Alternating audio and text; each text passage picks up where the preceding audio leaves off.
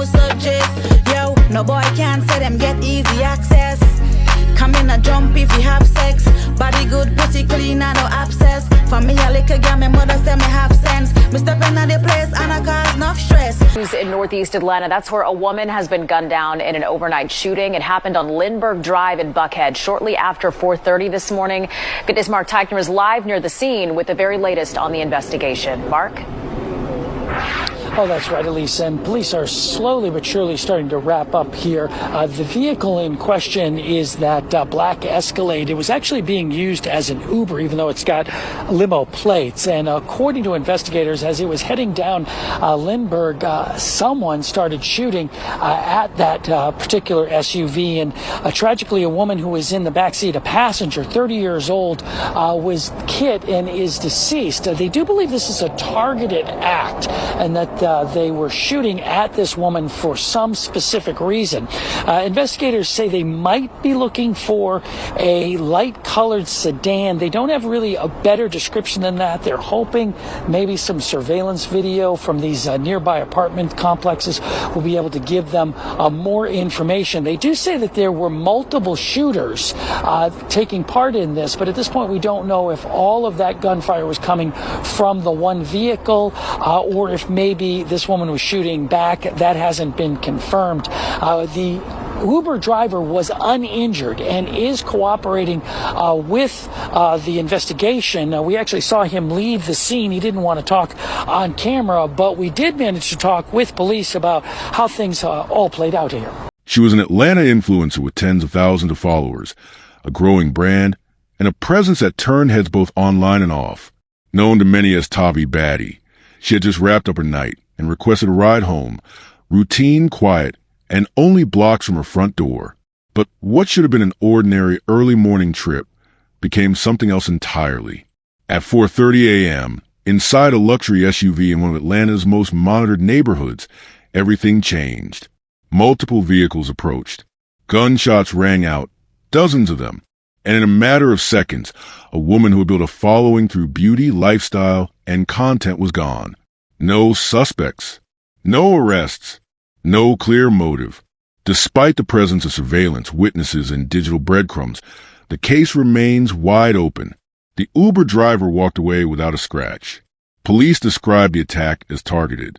But the question remains, why her? And why then? This isn't just another influencer story.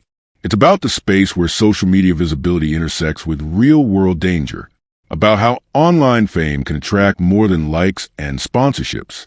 In the days that followed, tribute posts flooded timelines. Speculation spread faster than facts. And behind it all, a chilling silence from the streets where it happened.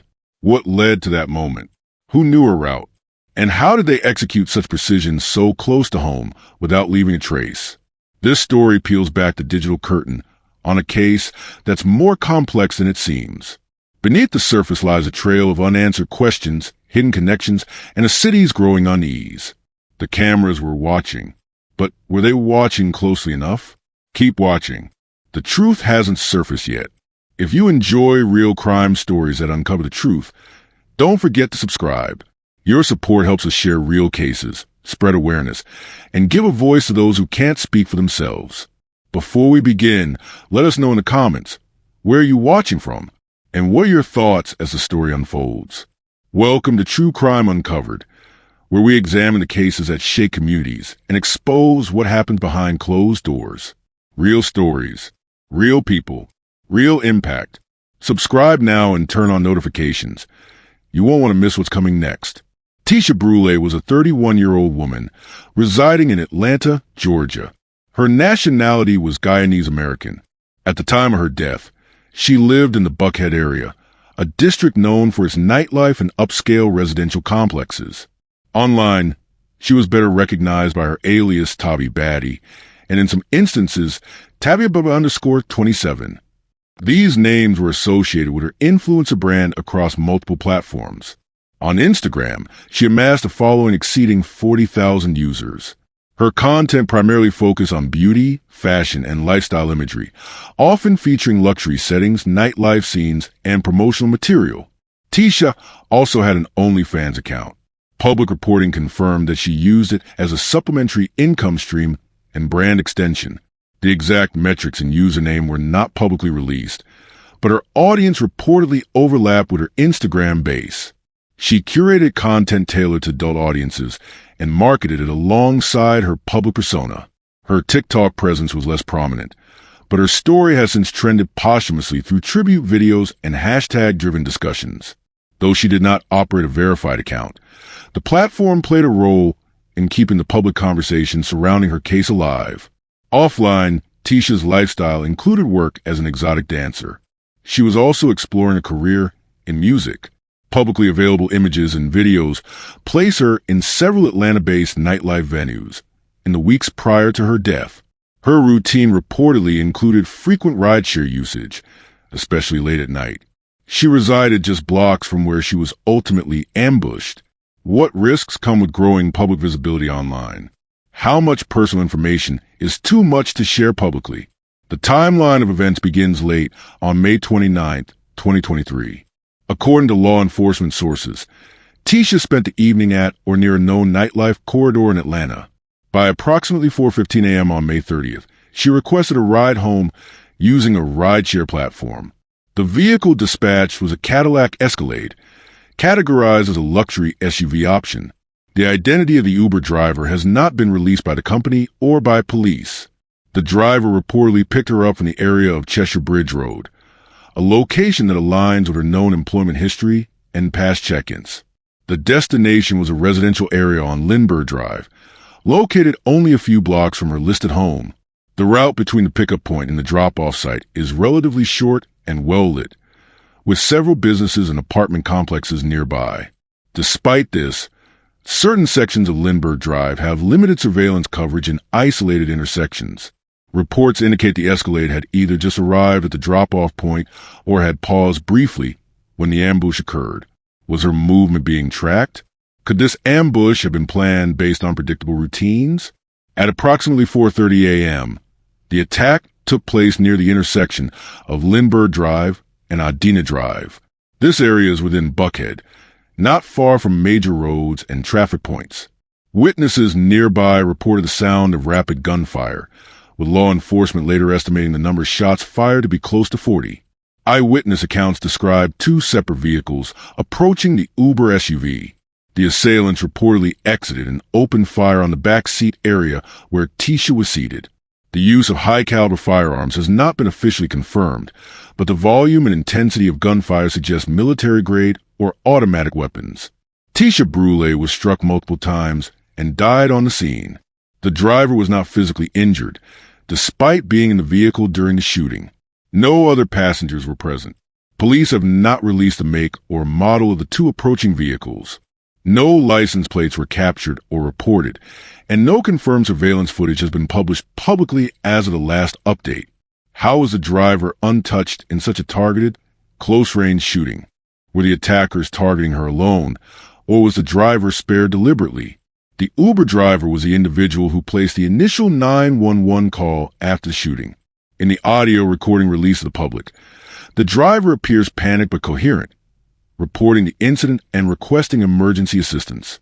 According to authorities, the driver remained on the scene until police arrived. No injuries were reported for the driver, and their name has been redacted in public records. Police questioned the individual at the station, but have not named him a suspect or a person of interest. As of current reports, the driver has not made any public statements. The details of the driver's account have not been fully disclosed. It remains unclear whether the driver saw the attackers, or whether dashcam footage, GPS tracking, or in-app recordings were submitted to law enforcement.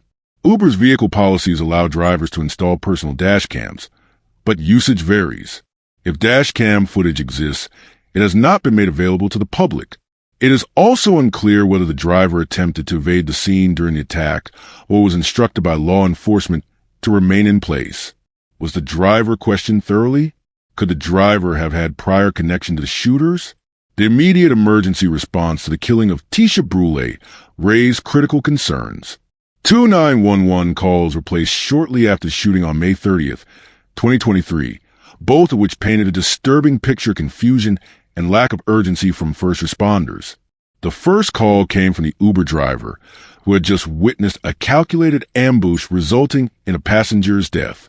In the recorded call, the driver, speaking with a thick accent, urgently reported that his vehicle had been shot multiple times and that a woman in the back seat had been hit. The operator reportedly asked several clarifying questions about the location, condition of the victim, and whether anyone was still firing. Critics noted a lack of assertiveness in dispatching assistance. Although the driver was in shock, his location was clear: Lindbergh Drive, near Adina Drive, an area under surveillance and only minutes away from police zone. The second 911 call was placed by an ADT monitoring agent, alerted through a panic signal by someone remotely tracking the victim's ride. This second call was notable for its indirect urgency. The agent could see that the vehicle had stopped unexpectedly, and the person being monitored had become unresponsive. The operator on that call also asked routine protocol questions and promised to escalate. However, there was no immediate confirmation that emergency responders were dispatched with the urgency a high-volume shooting requires. Public criticism soon followed. Online discussions and independent reviews of the transcripts pointed to possible delays in dispatching officers and a perceived lack of urgency in both operator responses. These criticisms led to questions about dispatcher training, communication systems, and the coordination between 911 and on-ground units. When law enforcement did arrive, the area had already been compromised by foot and vehicle traffic. The SUV remained in the street, riddled with bullets. The victim deceased inside. Responders secured the perimeter, but by then, critical minutes had passed. Were procedural errors made during the emergency response? Could faster intervention have changed the outcome? Following the late-night ambush, the Atlanta Police Department began their crime scene investigation under tense conditions. The vehicle, a black Cadillac Escalade SUV, was parked along a residential corridor just blocks from Teisha's home. The first objective was to secure and preserve the scene. Investigators recovered dozens of bullet casings from at least 2 different firearms, suggesting the use of automatic or semi-automatic weapons. The location of the casings indicated firing from multiple angles, supporting the theory that 2 vehicles boxed in the Uber and opened fire in a coordinated pattern. The Escalade bore numerous entry points, side and rear panels, consistent with a rear approach attack, while the vehicle was either stationary or slowing down. Inside, the forensic team documented blood spatter patterns, shell fragments, and entry wounds to determine the trajectory of the bullets. All shots appeared directed at the rear passenger seat. There was no indication the shooters aimed at the driver. No weapons were found in the vehicle, on the victim, or near the scene, eliminating any suggestion of an exchange of fire. Nearby surveillance cameras were reviewed, though officials did not confirm whether usable footage of the assailants was retrieved.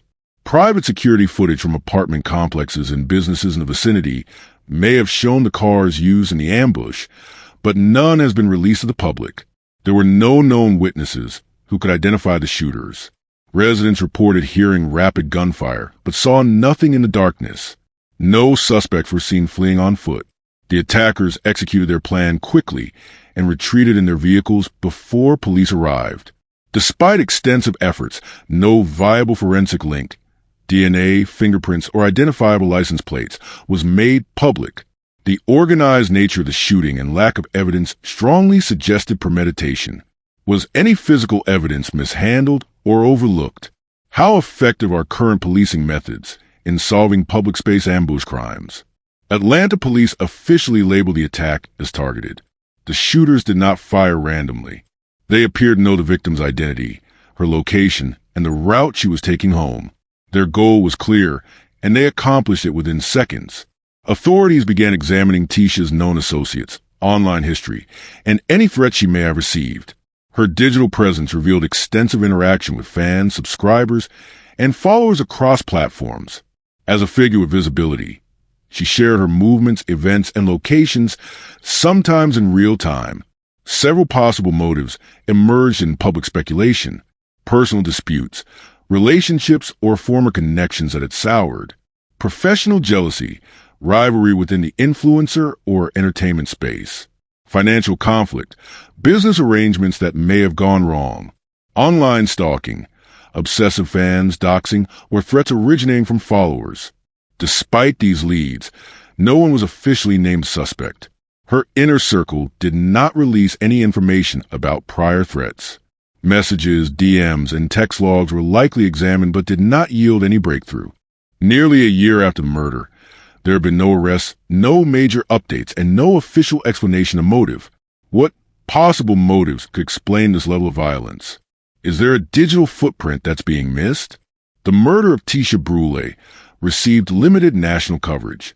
While local Atlanta news stations reported the incident, most major media outlets did not pick up the story. The absence of widespread media attention drew criticism, especially from online communities. In contrast, social media platforms became flooded with reactions, tributes, and conspiracy threads. The hashtag Justice for Tavi trended in the days following her death. Fans shared clips from her posts, expressed shock, and demanded action. Content creators on TikTok and YouTube began covering the case, pointing out inconsistencies, delays, and gaps in the official narrative. Some speculative theories surfaced: that the attack was an orchestrated hit, that the Uber driver may have had knowledge of the attack, that someone in her personal circle tipped off the attackers. None of these theories were confirmed or denied by authorities. Meanwhile, online misinformation complicated the public understanding of what happened. Conflicting claims about her lifestyle, relationships, and final moments spread rapidly. The community in Buckhead, known for its affluence and nightlife, reacted with concern. Residents pointed to a rise in violent crime and questioned security measures in place for high-profile individuals. Why did this story not receive wider national coverage? How much influence does public pressure have on solving crimes? Following the confirmation of Teisha Brewley's identity, public response emerged almost immediately. Her family, while maintaining privacy on many matters, acknowledged her death publicly and participated in memorial planning. Within 48 hours of the incident, a candlelight vigil was organized near the location where she was killed. A second event followed at a popular Atlanta venue, where individuals close to her gathered. Attendees were asked to wear pink and white, colors Teisha was often associated with in her public persona. Friends and relatives shared memories, primarily via Instagram and TikTok. Some shared her old posts highlighting personal milestones, brand deals, and behind-the-scenes clips of her social life. Few made direct statements about the crime itself. A notable point is that no one from her close circle came forward with clear public insight into potential suspects or threats she may have received prior to the attack. Several influencers, including regional content creators and nightlife associates, created video tributes. A few re-uploaded collaborations with Teisha from earlier content shoots, events, and live streams. Some of these videos were compiled into YouTube memorials, which received thousands of views. However, none contained any new information about the case. Fan pages also became active. At least 3 memorial accounts appeared on Instagram within days of the shooting. They reposted old photos, story highlights, and quotes from her past captions. Certain TikTok users began resharing clips with hashtags such as hashtag Justice for Tavi and hashtag TaviBaddie. Some of these tributes incorporated edited music montages or commentary suggesting conspiracy theories or unverified claims about possible motives. How do online memorials preserve or distort a person's public image? Are tribute posts actually helpful for investigations, or do they lead to misinformation and speculation? As of the most recent updates from Atlanta police, the murder of Teisha Brewley remains unsolved. Authorities confirmed early in the investigation that the shooting was targeted, but have not provided a public explanation of how they reached that conclusion. No suspects have been named. No persons of interest have been identified. There have been no public appeals showing vehicle descriptions beyond the vague classification of light-colored sedans. Crime Stoppers Atlanta issued a reward for tips leading to the arrest of individuals responsible. Despite this, no breakthroughs have been publicly disclosed. Law enforcement has not released any dashcam, traffic, or surveillance footage in the surrounding areas, although the location of crime, a main street near upscale apartments, is known to have surveillance coverage. This raises further questions regarding what footage has been reviewed privately versus what is being withheld. Investigators have not indicated whether they have accessed Teisha's direct messages, Uber ride logs, phone communications, or cloud data prior to the incident. No warrants or subpoenas have been made public. The Uber driver who was operating the vehicle at the time of the shooting reportedly cooperated with police, but his identity has not been released. Despite social media users proposing possible theories or offering anonymous tips online, there has been no traceable impact on the official investigation. Public communication from the police has been limited to initial press conferences and follow-up inquiries from local journalists. No formal timeline or investigative roadmap has been provided. Why haven't suspects been identified despite digital tools and high visibility of the victim? Could digital forensics, such as chat logs, Uber trip metadata, or mobile tower data, reveal patterns or potential leads? Teisha's case reflects a growing trend of violent incidents involving internet personalities. Influencer-related crimes have increased, especially in metropolitan areas where social visibility intersects with real-world vulnerability. The attack on Teisha occurred while she was in transit via a ride-hailing app, a service that many content creators use daily for privacy and convenience. In this case, the convenience offered no protection. Ride-share-related incidents, particularly involving female users, have been subject to public scrutiny. However, there is no indication in this case that the Uber service itself failed mechanically or procedurally. The ambush appeared to take place once the vehicle had reached a predictable location. Another factor worth considering is digital oversharing. Influencers often tag locations in real time or use geotag content to increase visibility. While there is no confirmed evidence that Teisha did this the night of her murder, her pattern of posting and visibility may have made her easier to track. She had posted birthday content just prior to the week of her death and had been active in Atlanta's nightlife and modeling circuits.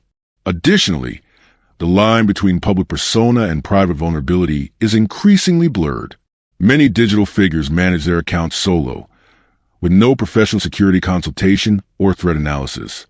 Platforms have not issued public guidance to creators regarding risks that come with hypervisibility, especially for those who monetize through subscription-based adult content or brand deals involving real-life appearances.